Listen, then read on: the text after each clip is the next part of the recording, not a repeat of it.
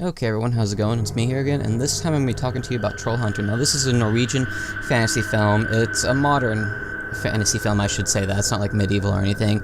And the only thing that makes it, well, fantasy is the fact that there's trolls in it.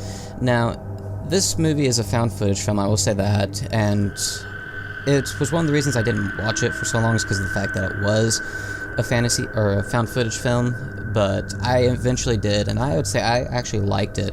I was also worried about the fact that the trolls might not look good in this, but they actually were very impressive. So they had different designs. Some are three-headed. There's one that's called Jotnar, which is like a 50 to 100 meter tall one, and they're actually very dangerous in this film.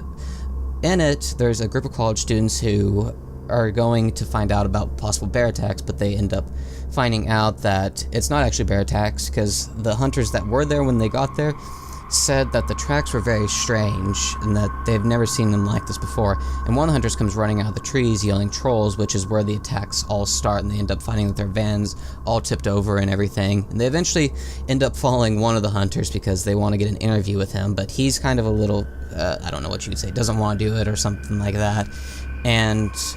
But they eventually started getting it. He starts like telling them about everything that's going on.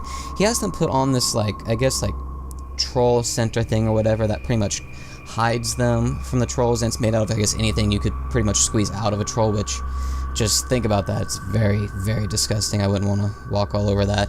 One of the people, because he gets attacked by the trolls, ends up getting rabies, so he ends up getting very sick. And there's like this troll security service in it that's like trying to protect the trolls, and they like deposit like bear carcasses and plant fake tracks, and I guess they end up trying to take the film from them.